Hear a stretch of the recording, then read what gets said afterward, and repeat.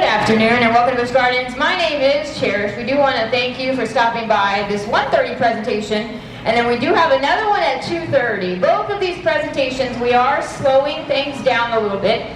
This is going to be what we call a free contact relate training session. So you're going to have the opportunity to see a female cheetah by the name of Nave. She's 11 and a half years old, coming out here to join me, and then another trainer will be joining shortly thereafter to show a little bit of our positive reinforcement and choice-based training.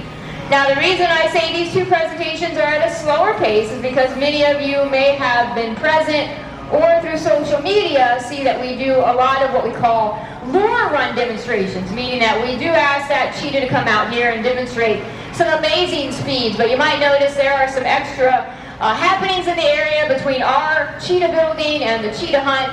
So for today, with those things considered, we did decide to slow those paces down a little bit. Cheetahs are very visual animals, meaning that they pay attention to everything, especially stuff that's up high, stuff that is moving. So a lot of people don't understand. Think about the mentality of a cheetah looking out in an open area for food or for competition. So oftentimes, those of you that are up close to our fence, they're actually looking beyond you to the movement of the people walking by, coming in and out of the window areas. When cheetah hunt is in operation, that's a prime area for them to pay attention to because they can see the foot movement through those bamboos. So it does really excite them. Now here in the park, we do have 10 cheetahs that call Busch Gardens home, so they are divided in 5 different social groups. So I'd say the most practiced behavior is us constantly moving them around. So I'm going to walk you through exactly the positive reinforcement and that shifting, and the fact that right now I'm going to be out here, and you'll notice Alexis is a trainer that is going to move Nave from the yard attached out here. She's going to be sent to me, and then you'll notice Alexis will follow shortly after, so that both of us are out here able to be alongside Nave. So again, this is what we call free contact. Nave! What that means is that we are occupying the same space with the cheetah. We want you to understand that we do not take what we do lightly. Of course, there is still some risk here. She's a wild animal. Instincts are there and behaviors can be unpredictable. But having that time and patience to really build up a trusting relationship. So I've had the privilege here at Busch Gardens. May was 22 years for me. I've been able to work with our cheetahs for the past 8 years, so really getting to learn them individually and their personalities, because each cheetah is unique, not only in their pattern, but also their personalities. Now we do pair everything both with a verbal and a visual, so you might have slightly noticed Alexis gave her a signal basically to come out here to me on the habitat. That allows them to understand what it is that we're asking of them, so they can exhibit that desired behavior with the opportunity to practice and repeat that desired behavior over time and time. They're going to build up that comfort and that confidence, and also going to know that they're being positively reinforced for exhibiting that desired behavior. It's going to give you that opportunity to more likely see that desired behavior, less likely to see an undesired behavior. So you'll notice in that time and that patience, just asking her to follow me, give me a lot of eye contact. Maybe I might ask her to sit right next to me, and then here goes that signal to basically pointing her to Alexis there. But again, you can see that as she's going there, she's looking at everything. It's almost like that stalking mode. Now, many of you know that cheetahs are the fastest land animal. They can achieve speeds of 60 to 70 miles per hour, but just because they can go that fast does not mean they're going to travel that fast. What we find average is anywhere from 40 to 50 miles per hour, not only here at our park, but even in Africa. Nave is our top record. She's been clocked using her radar gun out here on the habitat, going 64 miles per hour, so she is a very compact, impressive cheetah, so to say. So when I talk about the variations, normally female cheetahs are smaller than males. You're looking at them being about 90 to 100 pounds. Male cheetahs can get about 120 pounds. Definitely nowhere near the size of, say, a lion in Africa, about 400 pounds, so that does cause them concern. The other thing, too, is that adaptations that they have all the way from the tip of the nose to the tip of the tail to achieve those speeds. Some of you are probably aware of those fun facts. So first off, their spots, they have anywhere from 2,000 to 4,000 spots. That's going to camouflage them with their environment, quite surprisingly. And then you'll notice what we call that tear mark, so that solid black line that goes from the corner of their eye around to their mouth. That basically is going to work like sunglasses. Because they're a diurnal cheetah, they want to make sure that they are able to see what it is that they are chasing. Very lean, muscular shape, particularly those hind limbs. That's going to propel them forward very quickly, and the whole time they are running, those muscles are twitching. They do have a very long, powerful tail, basically going to work like a rudder on a boat, so it is critical for directional balance. What that means is that when they are turning those corners, it is going to keep them on their feet so they can continue chasing after their prey. You'll also notice what we consider that variety of reinforcement. So basically, this is just something a trainer stumbled upon. We added chicken broth to the squirt bottle, warmed it up a little bit, almost like coffee temperature, and you can see that it is very reinforcing for her.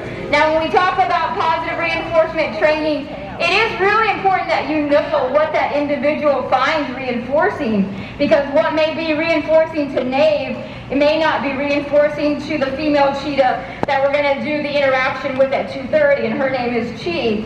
But also, you'll see that they are what we consider a vulnerable species. Now, what that means is that there's only 7,000 in the wild. That is not a big number. Here at our park, we often have more guests visiting in a single day than there are cheetahs in the wild. So we want to make sure that we do our part, bringing that attention and that awareness to them. And we're very grateful to be able to share their story with you, because we understand that those of you that come through our turnstiles may have never seen a cheetah in person, only on a TV screen, maybe never seen them, of course, the fastest land animal or vulnerable species. And what I want to draw attention to right now is you're noticing a little bit of those additional behaviors that we do with our cheetahs just to really enhance our relationship with them.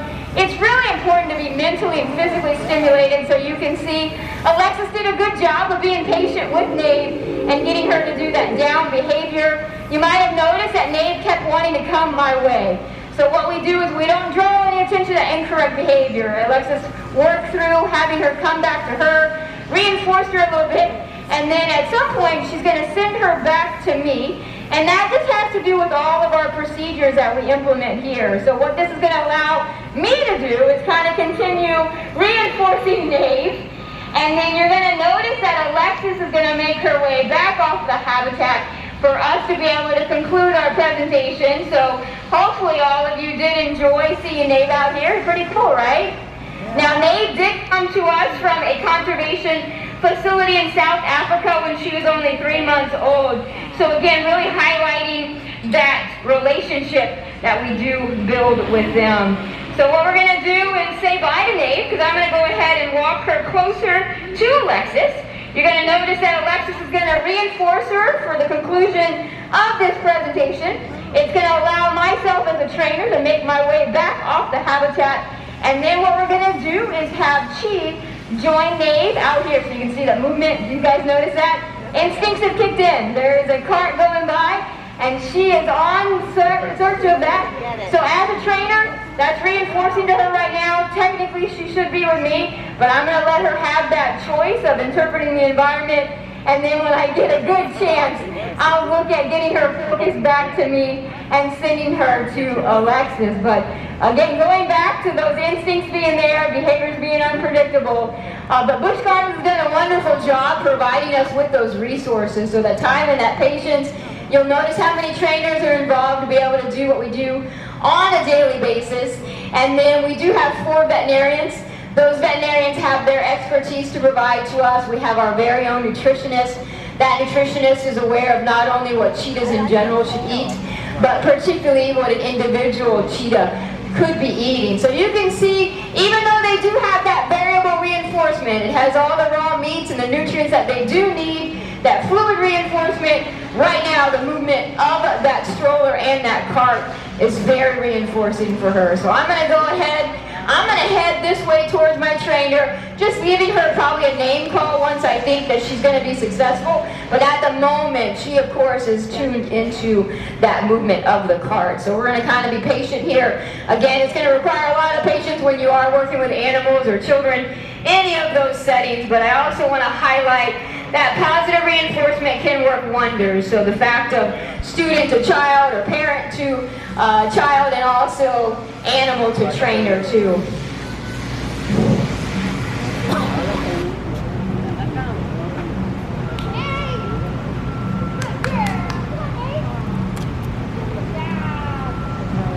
So you can see that I did give her that name call, and she is making her way towards me, which is a good thing. So I'm going to make sure I kind of continue with that. I'm going to give her that reinforcement I mentioned about, and then send her towards Alexis, and hopefully that way we can then have her social companion, Chi, join her out here. And you'll have the opportunity to see two cheetahs. Come on, ladies, let's go. She's really in tune. All right, Nave.